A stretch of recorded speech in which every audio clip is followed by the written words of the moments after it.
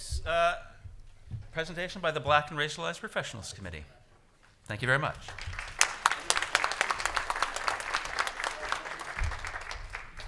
Greetings, everyone. Yes, I'm Lilia. I'm from the Ontario Energy Board. And shout out to my fellow members in the room and shout out to all of you. Our presentation is anti-Black racism in Canada.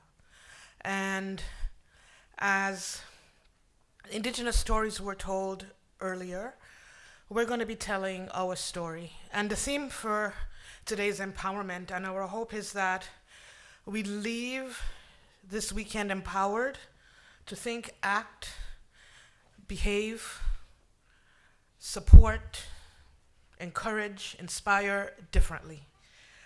So in saying so, we got introduced to some Indigenous ways, and I would like to introduce an African-centered way of bringing us all together and have a unified voice in the room, which is through call and response.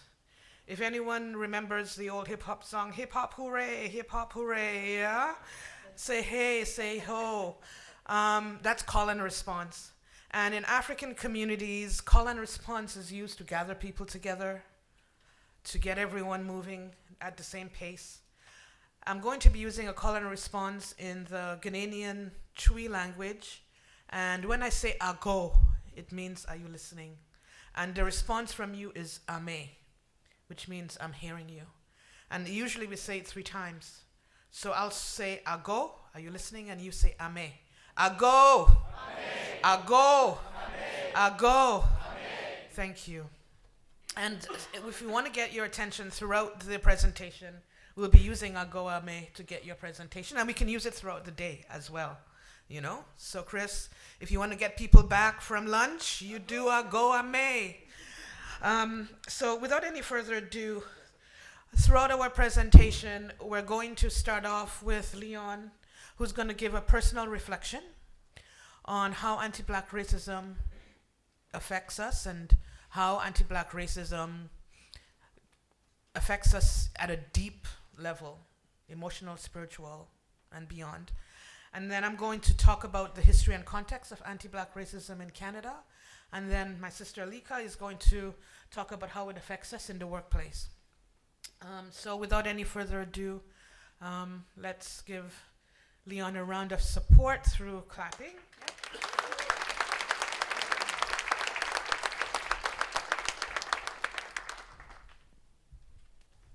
Thank you, Sister Lilia. Good morning, my fellow society members. Good morning. It is so good to be here and to see so many of you and so many allies. Are you excited? Ago! Are you willing to learn, grow, take action to empower our union forward? Ago! So a little bit more about myself. I'm a Society Unit Director from the OPG Local. I have been a Society Unit Director for 11 years. I work in operations training at Pickering, Darlington, and I have sat on many society committees. I've been on the board for 9 years, been a part of such committees such as policy, education, audit, and young professionals. I love our young professionals. Ago! So in 2018, I founded the Equity Committee that is currently known as the Black and Racialized Committee. I'm very proud of the work we have done throughout the years, and I'm very passionate about empowerment. So it is so fitting that we do call this day empowerment.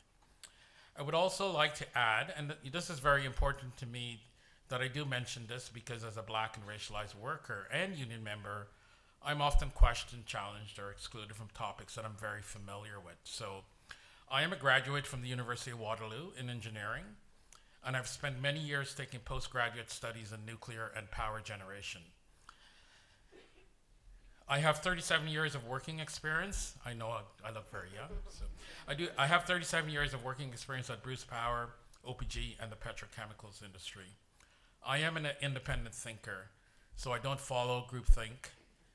It is who I am, and based on my education and lived experiences. So thank you again for showing up to Empowerment Day. You know, there's so many other places you could be today, but you chose to be here with your union brothers and sisters. And it is so exciting. Go. Away. So today I will be sharing with you my lived experience. It is my lived experience. And, you know, we are going to be doing things a little bit differently by starting off with sort of the effects of anti-black racism. So we're going to look at, you know, what are the effects and impacts that it has on individuals, and then we're going to go through what it is, and then we're going to do some calls to action. So let me say this: anti-black racism is real. It exists in the community, workplaces, and unions. It is not just a black and white thing. It exists in all communities. You know, it is. We're not just here to sort of guilt anyone. You know, I see it in Asian communities, Latino communities, Arab communities. So it exists everywhere.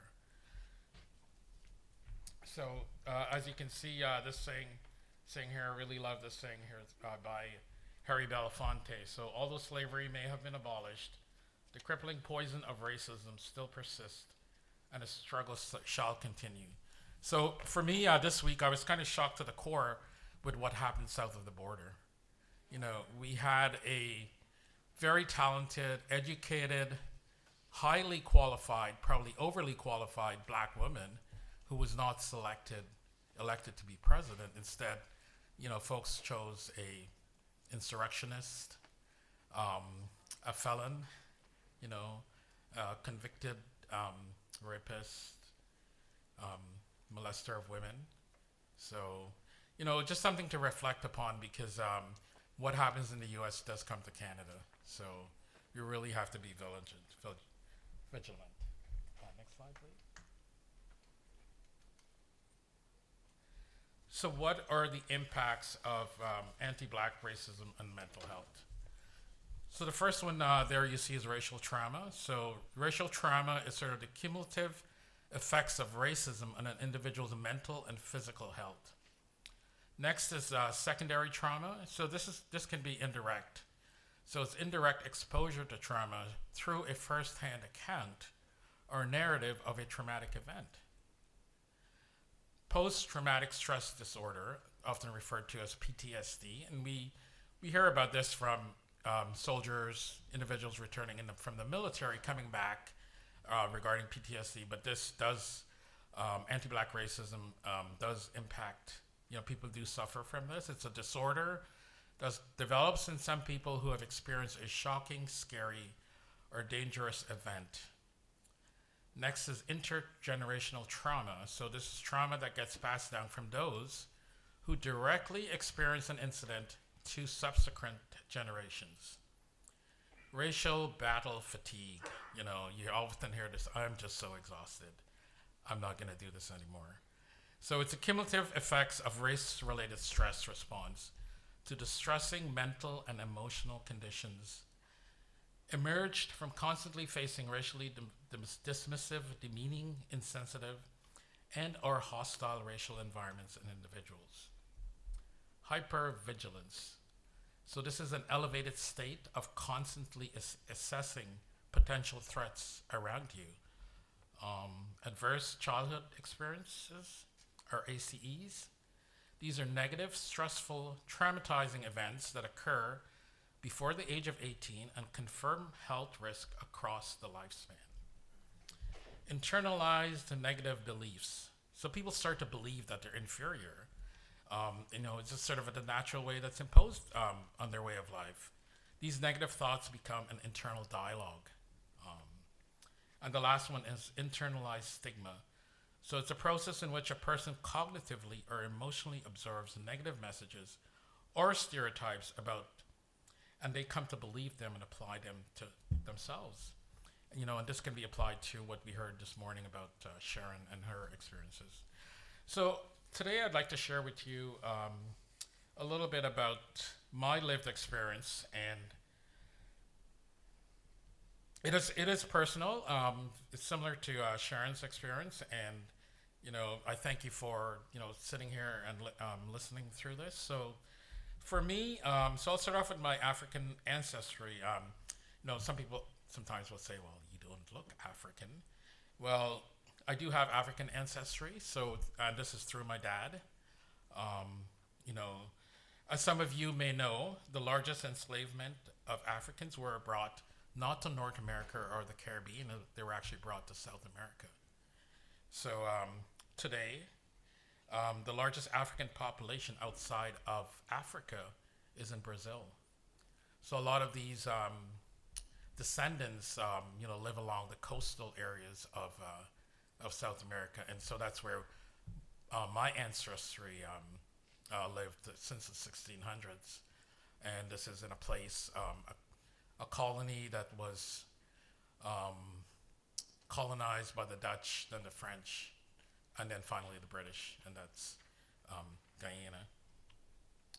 So I want to acknowledge and stand on the shoulders of my dad, my black grandmother, Hilda Dutchin, and my great-grandmother, Lucy. And I was very fortunate in my first 10 years of upbringing to have known these great black women, and they've instilled in me a sense of pride, a sense of courage, a sense of resiliency. And so Hilda was from a village called Expectations, and she always would say to me, Leon, we have great expectations for you. So make us proud. When I was leaving for Canada, that was her words. And, my great-grandmother, Lucy, she lived in a place, they call it Lovely Lass, but it was actually, the real name was Lovely at Last, and I really loved that, the name of that village. And these were villages that were established following the abolition of slavery. So I am multiracial. I've just found out that there's, 4 races that run through my bloodlines, but, I'm really proud of all of them, but I'm especially proud of my African ancestry. So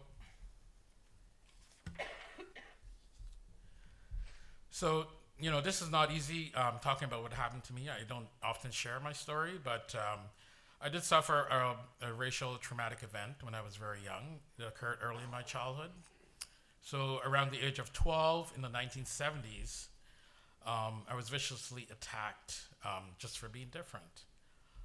You see, we had recently emigrated to Canada, and my dad, loved Canada, and he wanted to bring his family and give them the opportunities that he saw that were there. And we settled in a small town known as Cambridge, Ontario at the time.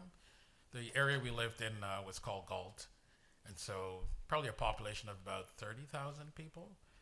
And so, when we arrived there, it was good.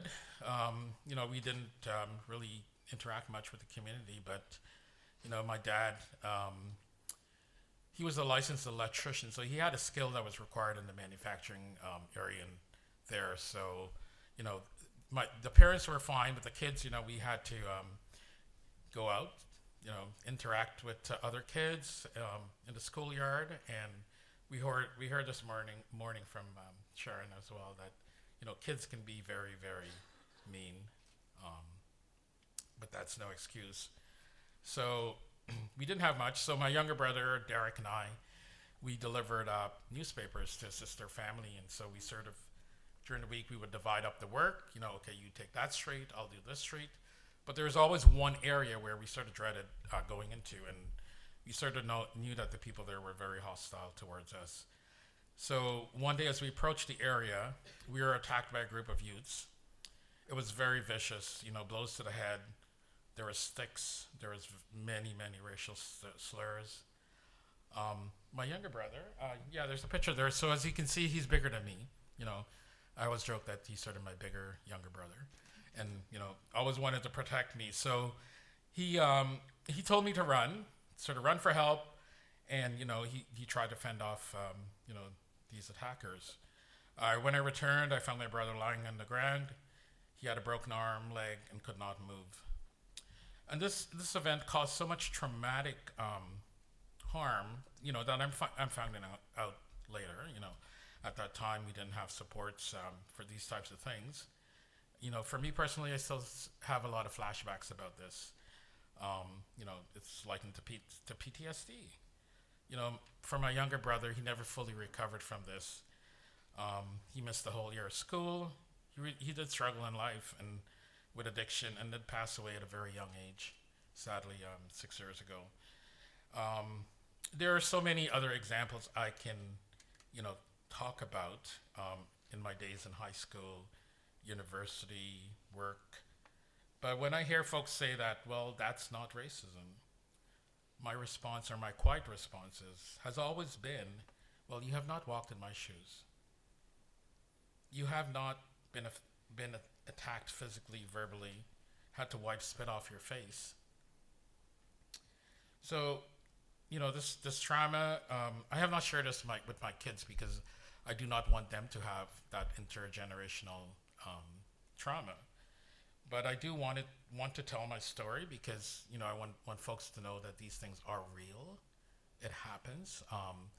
This is my lived experience. I know folks who emigrate and may emigrate to sort of the larger metropolitan areas may have different lived experiences. Racialized individuals. They were probably lucky; they never experienced any of this.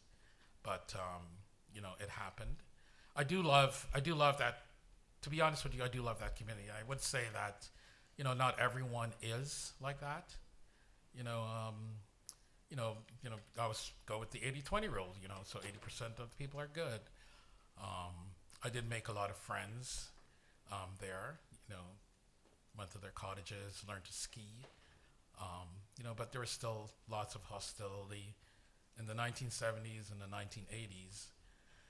And what I fear and I don't want to see come back is, that type of things. Maybe you may start seeing it in the U.S. and may start creeping up here. But I do ask, my hope is that that does not occur. So there's a couple of asks that I do ask people is that, we have a lot of allies here, but when you do see something, you need to say something and do something. Ask someone.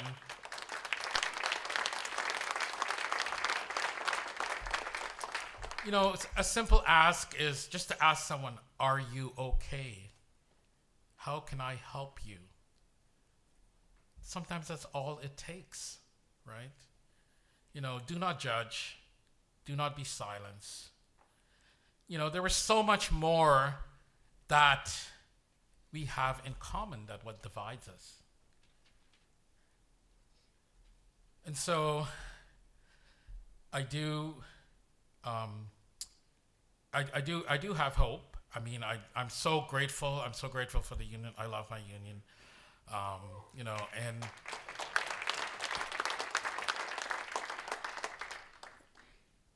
as a Black and racialized union member, we have so much that we can give and so much that the union can tap into. Don't exclude us. Please include us. Let us have a voice. Let us have a seat at the table. It is so important. And so I'll leave that with you, brothers and sisters. Solidarity.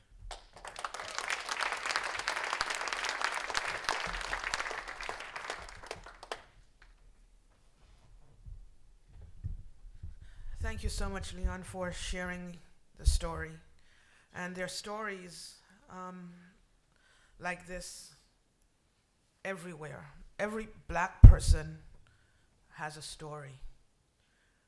When I was 12 years old, standing at the bus stop, a white van passed, and I heard the word N-word being yelled at me. When I was 26 years old and in a supervisory position, I was told by someone I was supervising to go back to the jungle where I came from. So those are just some stories of, couldn't even talk about when I was in grade 6 when I first moved to Canada, spending for a long time every day in the recess by myself because no one would talk to me. So, every Black person has a story. And I reflect on a word. It's an African Swahili greeting called Sobona. And it means, it's more than just a greeting or a pleasantry. It means when I see you, when I look at you, when I greet you, I see more than just you. I see you and your lived experiences and I see you and everyone who came before you and all the struggles and triumphs that you went through. And it's all about humanity. And anti-black racism is about humanity. It's about you, not you, but, society seeing us as humans and looking at us through the lens of humanity, because we've been through so much. So we light this candle to remember all those who have been traumatized, who have internalized, and who have been hurt by anti-black racism.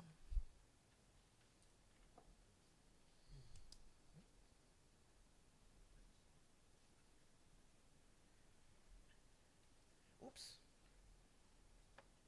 Yes, here we go. So take a few moments just to reflect on how we can support those who are in pain and in trauma. They're all around us. They eat lunch with us. We work side by side on projects with them. And when George Floyd, the racist incident of his murder happened, in a lot of workspaces, no one asked their colleagues, how are you doing? And we had to fight to have time to heal, because even though it happened in the United States and Canada, we know that it could happen to us too, right? So we feel the trauma in the same way. And I on my way into today on the train, I have a chat with about 6 or 7 of my cousins. Most of them are in the United States. And I was saying to them that I'm going to co-facilitate a presentation on anti-black racism. And I said to them, in 2024, I hate the fact that we have to talk about anti-black racism and encourage people to include us and see us and have humanity for us. And that in 2024, I am rethinking whether or not I'm going to continue to do anti-black racism workshops. I do a lot in the community outside of my work at the OEB. So, regardless of how we're treated in spaces, and not to say that we're treated badly everywhere, but there's a large percentage, there are proven articles and reports that say that there's still so much more work to do. And to shift us through this painful part of the presentation, we have a video to share with you that talks about the resilience of people of African descent. Oops. I don't know why it's doing this. See, I told you I should not be the one. And you didn't listen to me. Not that I'm blaming you. But here it is. I think I'm going to hand this over to you. I warned you. Yeah, thank you. It's called What Makes You So Strong. And it was adapted from Obama's minister. For some reason, I can't remember his name now.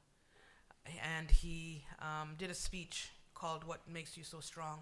And some young people in Canada from the NIA Cultural Center, heard the speech and wanted to bring the speech into Canadian context. So they created the video. Are we able to play the video? Are we having a hard time? Because we can.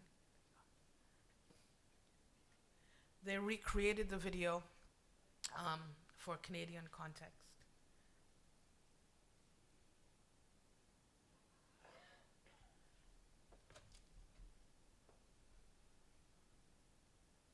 Okay, so maybe we can skip it for now.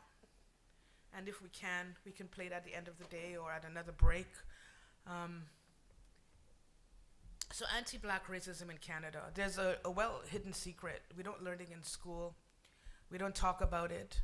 But there was a significant presence of anti-black racism roots in Canada.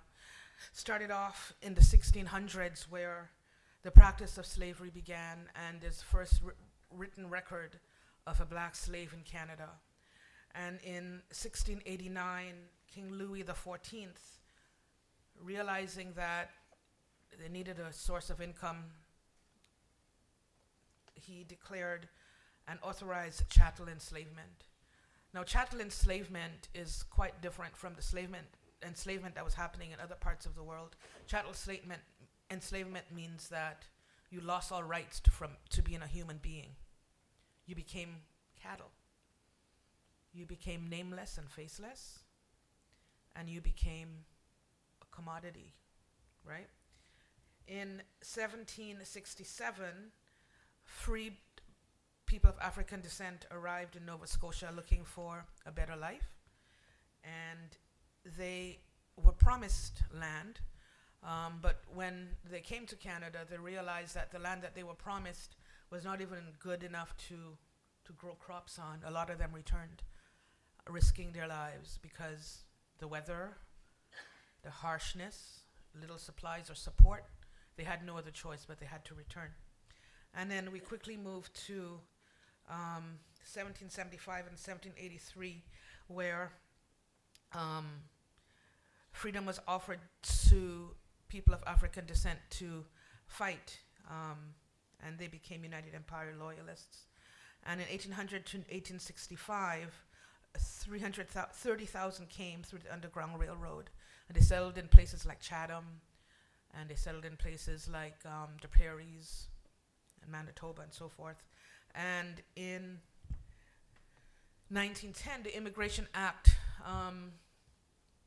was written that sort of stopped people from entering Canada because the idea was that it was too cold for us and we had nothing to contribute.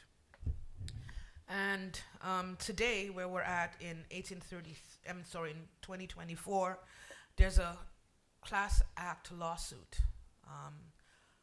Hundreds of black people working for the federal and local governments are fighting for their rights for not being recognized in the workplaces and being not promoted and being discriminated against. Another cousin of mine, I have wise cousins, another cousin of mine, when we were talking about Obama and leadership and the effect it's going to have for people of African descent, not only in Canada but around the world, and other racialized people, she said, we've been free for a less time than we've been enslaved. And that means that we've been set back for hundreds and hundreds of years. And when we were stolen from our lands, not only were we stolen and started at less than zero because we were not people, we were cattle. On the other side, in the continent, resources were ripped. So it's left us in a deficit all around. And next slide. And it's left us where we have to coin phrases to talk about our experience. And the phrase that was coined was called anti-black racism. And it was coined by Dr. Akua Benjamin, who's a Canadian. So this is a Canadian term. So when we think that we did not have racism in Canada or anti-black racism in Canada, it's so deeply entrenched that a Canadian has termed and coined a phrase for it. So Dr. Akua Benjamin talks about anti-black racism in Canada is often unspoken, right? In Ontario, we're less than 10% of the population, I believe, in the latest stats, right? So the system isn't set up for us as it is in the United States at the same level to organize ourselves to fight for freedom, because there's so many different systems in place where I like to think it's called the survival mode. We're still in survival mode. We're still trying to catch up. And the dehumanization that happened to us, to understand anti-black racism, we have to understand that we've been dehumanized. And that dehumanization has been embedded systemically, institutionally, socially. And one of the larger immigration agencies had a campaign, and they had two pictures. They had a picture of a black person and they had a picture of a white person. And on the ad it says hire one, asking you to do a really quick decision as to which one would you hire, the black one or the white one, or rent to one. And in the surveys that they did, folks ended up picking the non-black person. And what's his name, that white-haired reporter, Anderson Cooper, had a documentary where he showed little kids in kindergarten, and he showed them a white doll and a black doll. And he asked them to choose which one you thought was smarter, which one you thought was prettier, which one you thought you'd be like to be friends with. And all the black kids chose the white doll, right? So it says something as to how we've internalized and how society, Sharon talks about, in the cartoons and in film and in media, how black folks are portrayed. And it gets ingrained into our children, and it gets ingrained into us without even realizing. And it gets normalized, right? So from that comes the emergence of white privilege. And not to say that people who are white have not gone through hardships, but there's an image that I remember seeing when Black Lives Matter was emerged, of a neighborhood with a row of houses and one house being burnt, and the fire hoses turned to other houses, and in a response to All Lives Matter. So the depiction was to say that the reason why Black Lives Matter is a crisis is because it's burning, their house is burning down. So we need to pay attention to that burning. So the consequences of this dehumanization is racial stereotyping. It's embedded into laws that has classified black people as property, and in cultural narratives like we talked about in film, in music, in the media.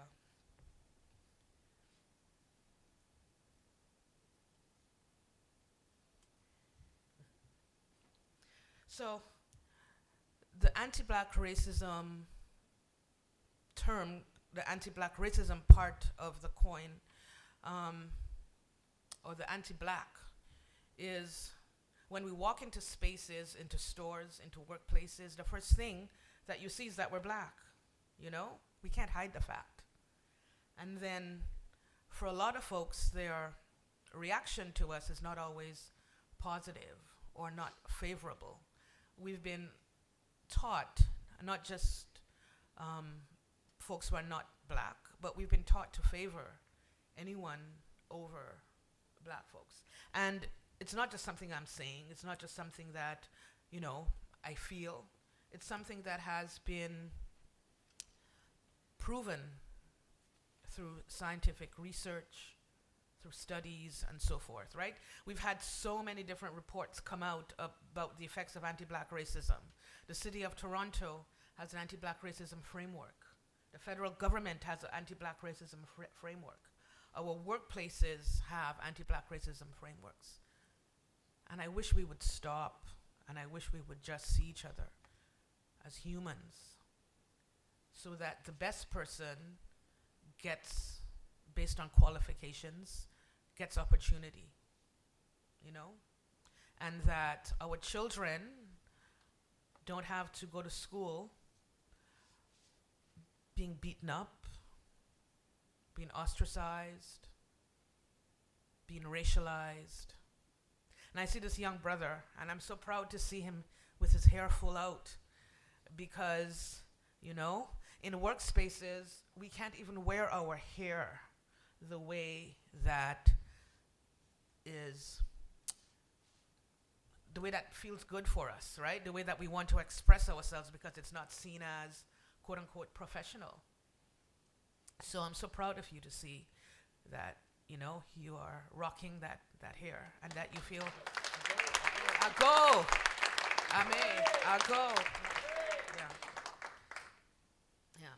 So when it comes to anti-black racism, there are 4 specific areas where it's acutely felt: in children and youth development, in job opportunities and income supports, and in health and community services, and policing and the justice system. We're overrepresented in CAS, we're overrepresented in the social justice system, we're underrepresented in the CEO, that C-suite, and it's been like that for a long time. See the humanity in us. See us through a different lens than just the lens that we've been taught. And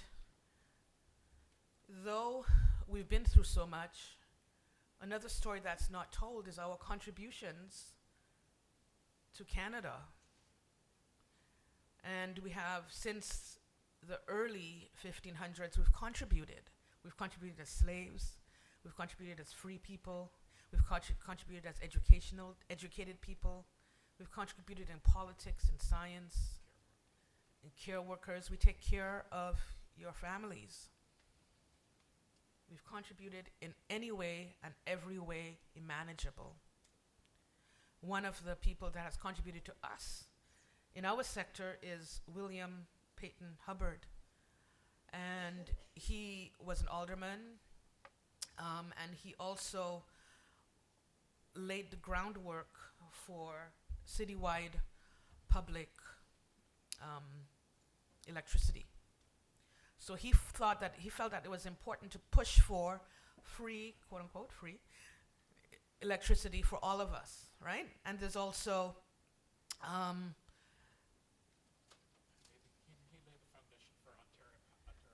yes, he laid the foundation for Ontario Hydro, who thankfully they also have a scholarship in his name, and I've recognized him that way. And next, yeah. And there's Thornton and Lucy Blackburn, who he and his wife had the first taxi service when Yonge Street, just down the road, was just mud. It wasn't paved, and he wanted to improve access for people to get around, so he started a horse and buggy carriage, and he started the first taxi service. Despite of that service to Toronto, he was not able to continue his legacy because every day he went to do his service, he was called the N-word, he was beaten. And Stanley Grizel, he was the first Canadian citizenship judge, talked about his father being a taxi driver and his father coming home one day stabbed because of his color, the color of his skin, while he was working in Toronto. And these stories still continue to this day. We have similar stories. It needs to stop, and we need to see each other in a more humanized way. I'll go. I'll go. I'll go. And lastly, we have the sleeping porters. These brave men worked on the Canadian Pacific Railroad and took care of the sleeping car porters, what was it called? Yes, the passengers where they slept. And they worked under really harsh conditions, low pay, long hours. They weren't allowed to ride the trains if they weren't working. And they fought they formed a union, and they fought for rights, for more pay, for better living and working conditions, and for justice for themselves. And their legacy still lives on today. and the strong union work that they brought to the railway and the railroad has a benefit now to everyone who works in the railway.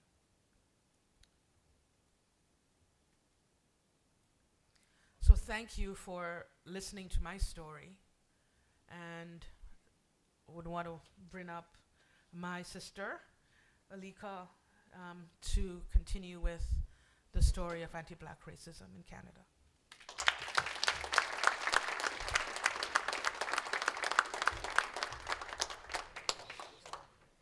Thank you so much. So I will be jumping into anti-Black racism in the workplace in a moment, but just to kind of continue on what Lilia was saying and what my co-presenters have said, anti-Black racism is not just something in history. Unfortunately, it's something that's happening right now. My colleague Omar came up and showed me on his cell phone a report about the FBI investigating today racist text messages sent to Black people across the United States, including children and university students receiving these messages the day after Trump was elected. So just to give context, I mean, they are our neighbors. Obviously, that impacts us in some way. And so this is, it's a time of heightened awareness. I hope it will be a time of heightened awareness for all of us, and to be on guard in the coming months and years, so that that doesn't take root here, doesn't take root in our workplaces. I also just wanted to mention and to express my lived experience of the children who choose the white doll. I have two beautiful Black girls who would absolutely choose the white doll despite all of our intentional efforts to have them love themselves and see themselves as beautiful. And so these issues impact us all in different ways, and I haven't had the same kinds of experiences that Leon has had, but I still see it. It's still in the air we breathe, and that's why it's important on days like today to talk about it and to leave with some tools so we can keep the conversation going. The next few slides are inspired by and based on some of the work of the Canadian Labour Congress's Workers of Color resources, and just talk about the realities of anti-Black racism in the workplace. This is an unattributed quote, but this speaks about the need to be intentional. If it's not in policy, the likelihood of it's taking root, taking hold, and making a change is very slim. And so we have to do more than just know. We have to figure out how to actually do and to make changes. Otherwise, that sort of whatever's in the air will manifest in other ways. So we have to be intentional about thinking about how we can action this. So with that said, we've talked about racism in different ways. We're going to do a little exercise in a moment so you get a chance to just think about the different levels of anti-Black racism. Although this is actually true not only of anti-Black racism, but racism more generally. And we've been introduced to some of these concepts in the previous parts of this presentation. But there is, for example, institutional racism. There is structural racism, interpersonal racism, and internalized racism. This is how anti-Black racism can show up in these different ways. And I'm going to ask you in a moment to join me in thinking about how different scenarios manifest one or the other of these. So I'm just going to read the slide here just for those who the text may be a little bit small for. So institutional racism relates to policies and practices that reinforce racist standards within a workspace or organization.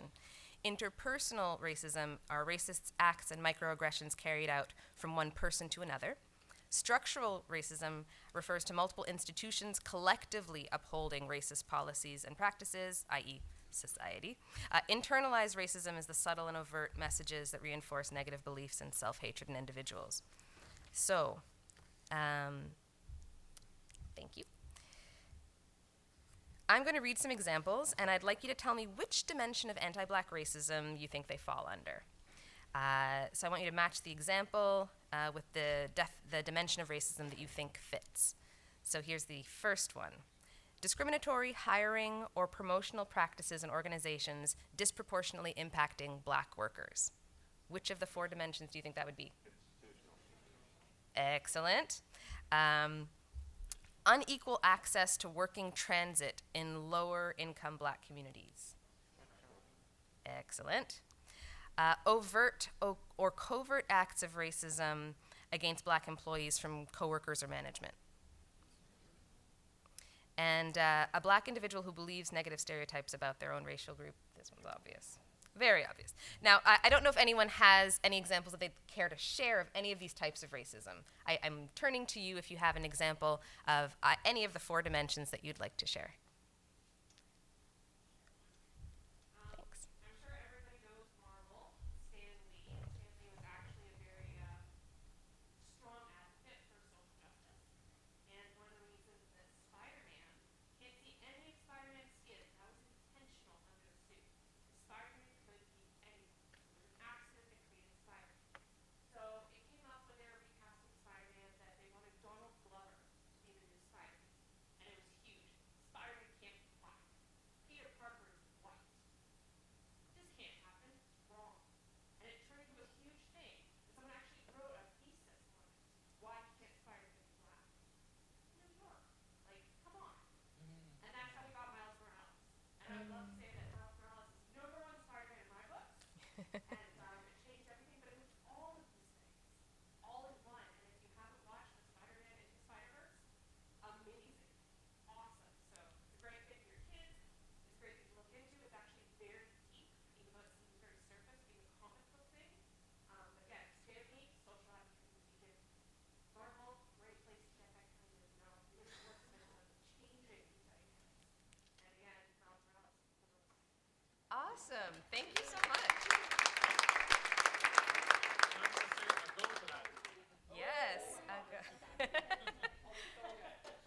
My son loves Miles Morales, but I didn't know the backstory. Thank you so much. Anyone else have an example that they'd like to share?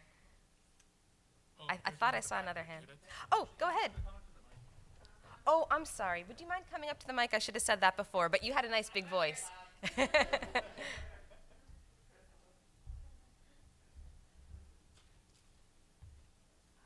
Hi, my name is Judith Logan Junip. I'm from the Hydro One local. My pronouns are she and her, and I come to this mic with knowing my white privilege.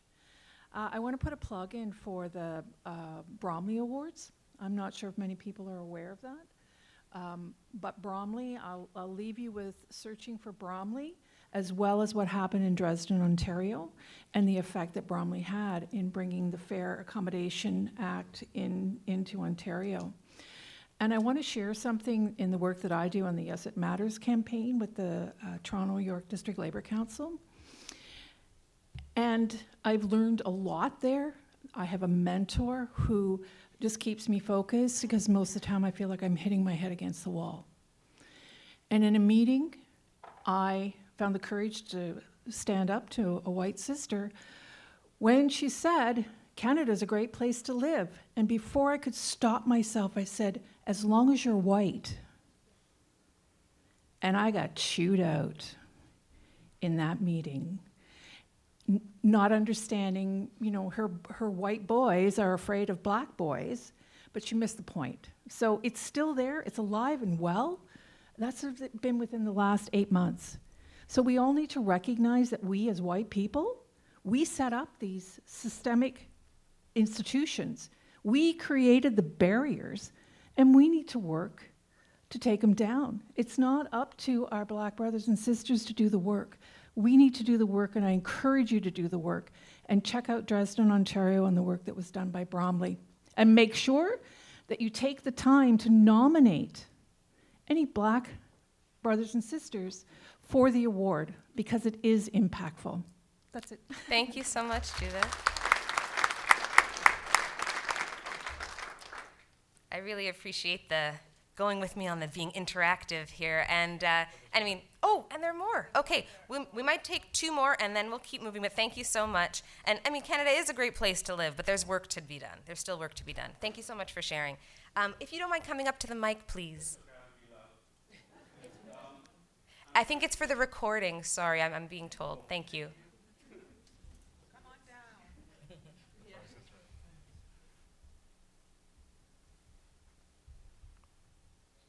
I want to highlight one aspect of institutional racialism that is not really covered. It is We go out and human resources are mandated to fill a quota. You know the quota system? And when they do that, they hire stereotypes so they can amplify that they are achieving their quota. So what we have in institutional racialism is that we get a lot of people and we wonder who they are, like how they get hired. Everybody asks that question. And it's because we are hiring stereotypes. We promote stereotypes. And that is one of a very important aspect of institutional racialism. Thank you for that comment.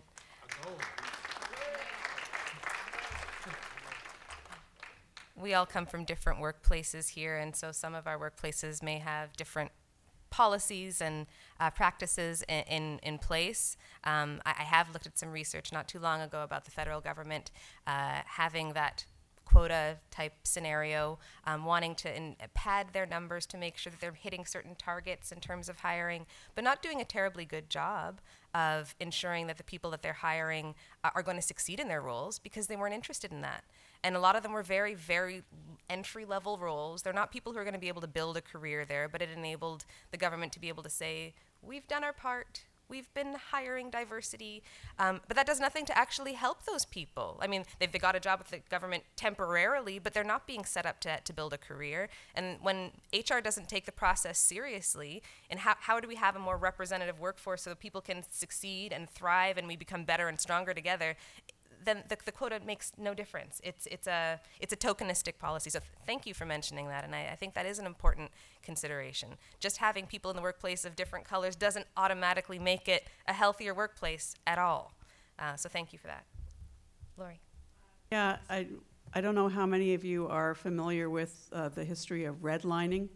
It's an American policy that was alive and well after the Second World War and until quite recently, where banks would take the map of the area, draw a red line, literal red line around a community or different areas, and not grant mortgages to black people within that area. Just across the board, not give a mortgage to any black person who wanted to buy a house within that area. And it drives me crazy when people deny the existence of institutional racism or structural racism, because nothing's more institutional than a bank. And it was an absolute written policy that they followed. And I'm sure in Canada there was the equivalent. It might not have been as explicit, but I'm sure it was followed as well. So appalled by that. Thank you, Lori, for that example. And interestingly, my husband's a real estate agent, so he knows this intimately, and he's spoken about these issues. He's been contacted to speak about his experiences, trying to get, this is today, trying to assist families I mean, we know that it's tight out there. It's hard to be a tenant of any color, but if you're a black family trying to rent in Toronto, because people don't like kids, there's that segment of people who are renting, then being black on top of it, it's really challenging. If you're interested and if you speak French, he has some articles on CBC News on this topic because it is a major issue today in the city of Toronto. So thank you for that. As we can see, anti-black racism manifests in numerous complex ways. It's multi-layered, and it often works together to reinforce racist ideas, behaviors, and systems. There is a video that was linked here, but I don't think our videos are working today, so we're going to skip past it, and also in the interest of time. No.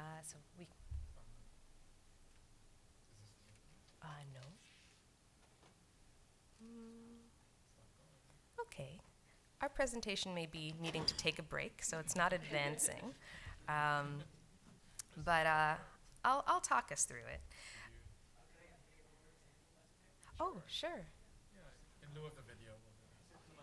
Oh, here, something worked. Oh, thank you. No, the next one would be great. Oh, no, sorry, keep going. I think that was the link. Just go to the mic if you don't mind. Go to the mic. Yeah, we're not going to do the video, though. If you don't mind, keep going to the next one. There we go. Thank you. Go ahead. Oh, there we go. I guess there's a lot of good examples for the different types of racism, but I think the one that I wanted to talk about that spoke the most to me was the internalized racism. And very, very quick example, but just even my own name. I guess right now my card says Idirisner. That's the name that I was born with that my parents gave me, but for a very long time, even up to today, I've always gone by Eddie because in grade 6, my, elementary school teacher told me that, oh, Edris it's just too hard a name to pronounce. No one's going to be able to understand that. We'll just call you Eddie. It'll be easier for everyone. And, I took that to heart. I grew up, Leon, funny enough, I also grew up in Cambridge, Hustler, so yeah, I think I might have known that street that you were talking about in your story there. But, I grew up in a, all-white neighborhood. All my friends were white. I didn't have any black friends until I was in university, and so a lot of that definitely, got internalized in terms of all the messages that I would hear every day. And so even up to this point, I do still go by Eddie usually when I introduce myself to people, and it's something that I'm working on to, hey, introduce myself with my actual name. That's just a small step to, try to break that. So, sorry, still kind of a half-baked thought there, but I just kind of wanted to say that, hey, this really does get down deep to kind of your full identity, right? So thank you very much for Thank you so much for sharing that. Ame. Idris is a beautiful name. So how does this show up at work?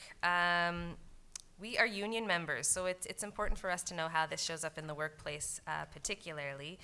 We have heard that, racism and racial oppression affects us in educational institutions in the neighborhoods where we live, but of course it also follows us to work. So we're going to look at some data here. In 2023, the Black Canadian National Survey from York University's Institute for Social Research spoke to black workers, and they said that workplaces are actually the epicenter of racial discrimination and unfairness. I can say that for myself, I haven't had the acute, violent incidences that Leon spoke of. But absolutely, when it comes to discrimination in the workplace, those stories are in my immediate family and my extended family, and they're not isolated. Black workers often experience microaggressions on the job, and microaggressions are the subtle slights, insults, put-downs, invalidations, and offensive behaviors that black workers experience in daily interactions. These can be anything from stereotyping comments to racially insensitive language and jokes. These demean black workers, instill distrust, and prevent a sense of belonging in the workplace. And of course, this is not limited to black workers. We are members of the Black and Racialized Professionals Committee, and so this applies to workers, all types of racialized workers. Race is a construct, and on your handout that you have there, it talks a little bit about that. It's not a real thing, but it's a thing we have to deal with because it's been socially constructed that way. And actually, Lilia mentioned as well the Black class action lawsuit by present and former federal public sector workers against the Government of Canada. There are thousands of these workers, and they have a website. You can listen to some of the stories, the unbelievable stories of institutional racism, and maybe to some extent structural racism as well that impacts them. It will be interesting and instructive, I think, to see how that class action suit unfolds. I know I'll be watching. Yes, thank you. Black workers also experience systemic anti-black racism and discrimination. And there's some research that indicates that black university graduates earn 80 cents for every dollar earned by white university graduates, despite having the same credentials. That's a study from 2020. Thank you. And there's black employees also have lower rates of sponsorship, so support by other leaders in the workplace, and they encounter hidden biases in the promotion process. Black leaders hold less than 1% of executive roles and board seats at major Canadian companies, and that's research from 2020. Some of you might have heard about, her name escapes me right now, but the higher ranking police believe she's a police superintendent. I don't remember her title, but she was recently censured for giving information, insider information about the promotion process to police.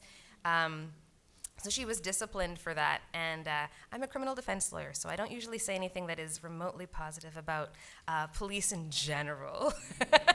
But I will say she's a black police officer who's risen through the ranks. There were not a lot of them, and she was censured for trying to, she said, to kind of equal the playing field by giving a little bit more insight to other racialized people who were trying to go up the ranks because it had been so difficult, and there were so many barriers. Yeah, yes, thank you so much. And I'm certainly not saying that that is an example of something that should have happened, and probably discipline is appropriate, and we're a union and all of those good things. But the point is that there are so many barriers that someone would go to that extent of jeopardizing their own career to try to see how they could even the playing field, because they understood how difficult it was to navigate and wanted to try to give other people a leg up. Again, not making excuses for the behavior. Also, half of black employees in Canada have reported facing discrimination when it comes to promotions. Half. And again, I will say, just speaking from my own family, that sounds about right. And again, that's their perception. So I should say, if we think about, again, as union members, we bring grievances, we take things to arbitration. The arbitral decisions around anti-black racism, there are not a lot of them, there are some. And they're very mixed, and sometimes arbitrators don't even really talk about race. They kind of sidestep the race issue, and they deal with the other, real issues. So it is interesting because there is more to reference now in terms of arbitral decisions, but they don't all kind of line up. It's not like there are any clear-cut cases for us to point to help guide the way. It's very much an emerging area. And so it's important for us, I got ahead of myself, but it's important for us as union members to be thinking about that, to be listening to members when they raise these issues, to be bringing these grievances, and to not brush aside the race part and just focus on the, were there other issues with the hiring process, and not actually tackle the issues that the members saying were part of it. That's their experience. And who knows? Maybe the case will succeed not on the basis of the racism argument that the member is making, but it invalidates a member's experience to not be willing to have that conversation and to be the union member who says, well, we don't deal with that. They're not going to be interested in that. It doesn't work that way. And I think, unfortunately, in the labor movement, there has been a lot of that, a dismissing, a resorting to sort of the way that things have always been done. So I think it's incumbent upon us to think about how to do our work differently, to ensure that members are heard. And again, this is not just black members. This is members of all different groups. This could be members facing disabilities who are saying, there are other things going on here. It's not just how you're seeing it. This is my lived experience. I think there's something else going on. I did get ahead of myself, but so now we're at this slide, but we'll stay here for a moment. Thank you. So compared to non-racialized job seekers, black workers are less able to obtain jobs through personal networks. They are 30% less, it's 30% less likely for black people to be in the candidate pool via their professional or personal networks. Black workers are discriminated against on initial resume screening as well. It's 3 times less likely for black people, for black sounding names on resumes to get callbacks versus more white sounding names. Black workers are unlikely to see someone who looks like them doing the interviewing and to face challenges in interviews. Interestingly, there's an 11% higher assessment of discrimination in hiring in Canada versus in the States. And black workers are more likely to be negatively impacted by unnecessary credentialism. So, referring to, well, what do you have to show that you're qualified for this job? 65% of employers will reject qualified black job seekers due to credentialism, minimizing the credentials that they have. So, I think we're going to leave it there for this aspect. We're going to get interactive again in just a moment.